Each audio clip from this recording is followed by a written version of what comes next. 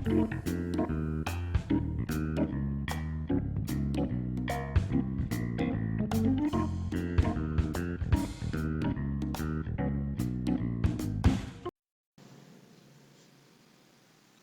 cuts.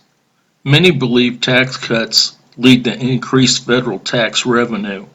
It may be that tax revenue after a tax cut does go up because of a tax cut, but just stating that does not prove causation.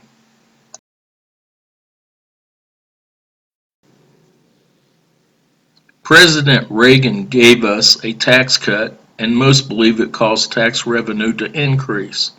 We believe tax revenue went up due to lower interest rates.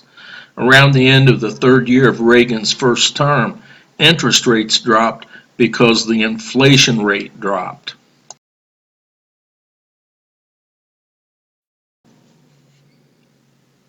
Most of the time, interest rates are determined by demand for and supply of money, and the Fed controls the money supply.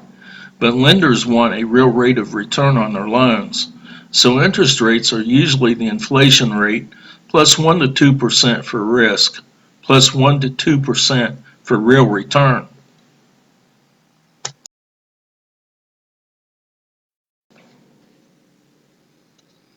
Inflation almost always occurs when GDP is growing and we are at or near full employment. Since tax cuts are used to stimulate GDP growth rates, they often contribute to inflation. So tax cuts would either cause interest rates to increase or stay at high levels. So the Fed got interest rates under control, tax cuts don't.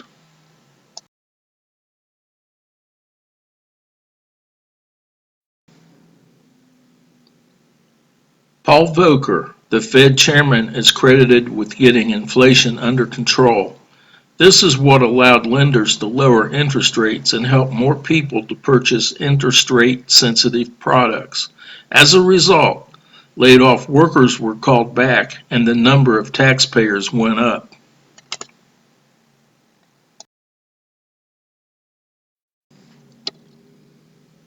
More taxpayers paying more taxes is what led to tax revenue increases. These were made possible by taming inflation, not by tax cuts, which are rarely, maybe even never, the reason for inflation declines.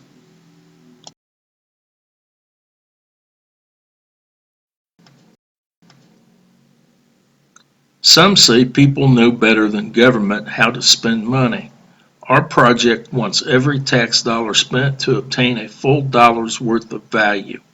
However, each dollar spent is counted as $1. No adjustments are made for who spent it, so GDP would be the same regardless of who spends it. Some say tax cuts put money into our economy quicker than government, but that is false. The government usually borrows money so they can make payments. You can't get much faster than that.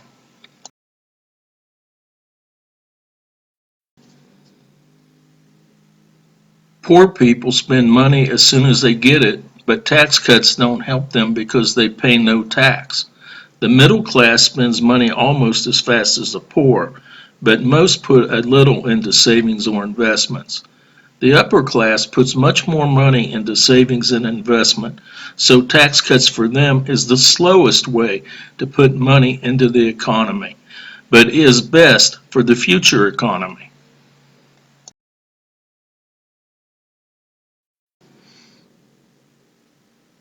Most investors reinvest most of their gains. It is only when they withdraw money from their investments and spend it that it puts money into our economy. Since we run record high deficits, more tax cuts will lead to bigger deficits, not smaller ones. This means more printing and or borrowing of money to cover our deficits. Not a pretty picture.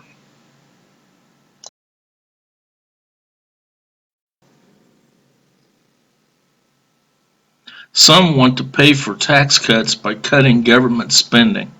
Some government spending counts in GDP, while the rest goes to projects and payrolls.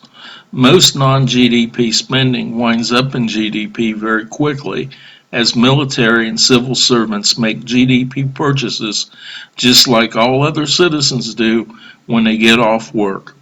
So there is no way tax cuts stimulate the economy when they are paid for by cutting government spending.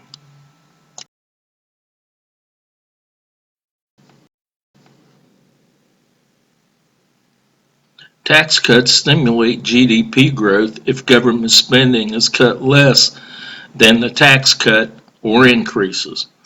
Most tax cuts lead to higher deficits and more borrowing and/or printing of money or higher inflation rates. More borrowing means more interest on our national debt. Higher inflation means pay must keep pace with inflation, else a pay cut occurs due to loss of purchasing power.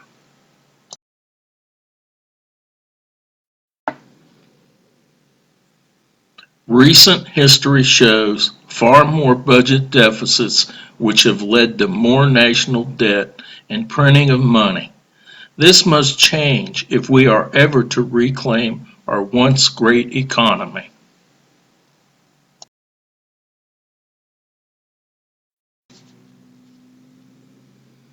Those who want to cut taxes while running budget deficits and make them permanent will almost guarantee a debt default along with negative economic consequences. The Cower Project has a better way.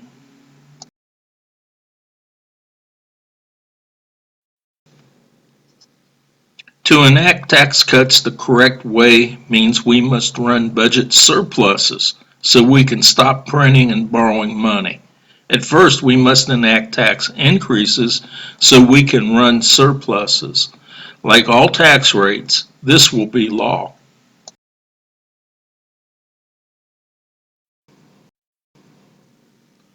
As part of this tax law, for at least the first 2 years, not $1 of increased spending will be allowed.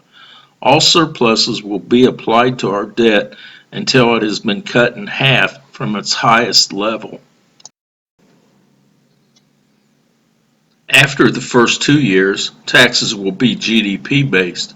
If GDP grows for a quarter, a 1/4% tax increase will be implemented on the top two tax brackets. If GDP declines for a quarter, a 1/4% tax cut will be implemented on the top two tax brackets.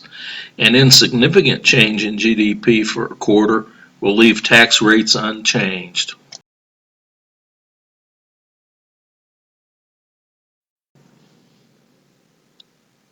Tax must be allowed to go up or down depending on GDP.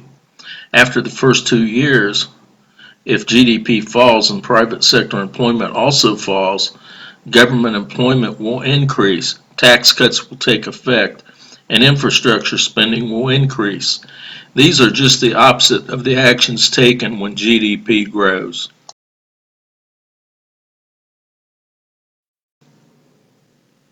The minimum level of full-time government employment must be determined. That level is the minimum number of employees needed to provide full services when demand is at a minimum. All other demand levels for services will be provided by private contractors.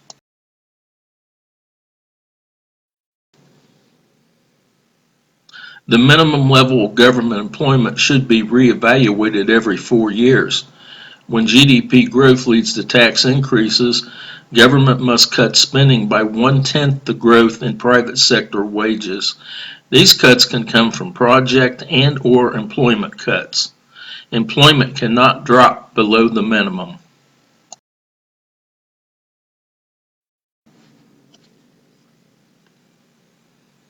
Since tax cuts don't seem to end budget deficits, our debt almost always goes up.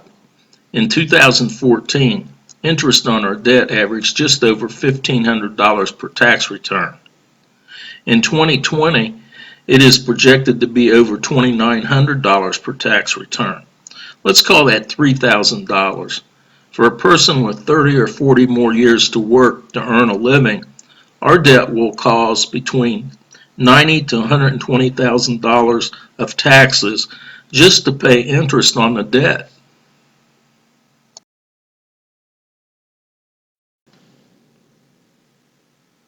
If we fail to fully implement the CARE project, our debt is very likely to double or triple over the next 30 or 40 years. Therefore, young taxpayers will likely pay several $100,000 of tax just to pay interest on our national debt. You can do as you please, but if you do not support the CARE project, we hope you can afford an ever-increasing tax burden.